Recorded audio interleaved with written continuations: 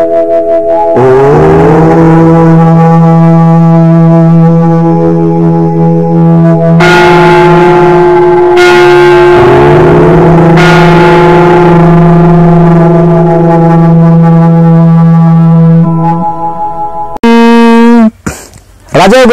ఆహారం అనగానేమి?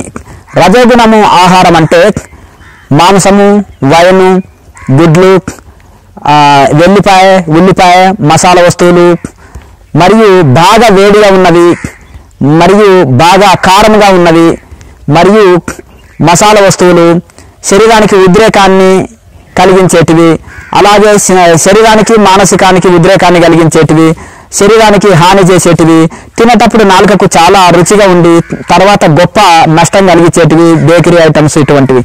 అలాగే మసాలా వస్తువులు ఇవన్నీ కూడా శరీరానికి తినేటప్పుడు రుచిగా ఉండి తర్వాత గొప్ప హాని కలిగిస్తాయి. ఇవన్నీ రజోగుణ ఆహారము.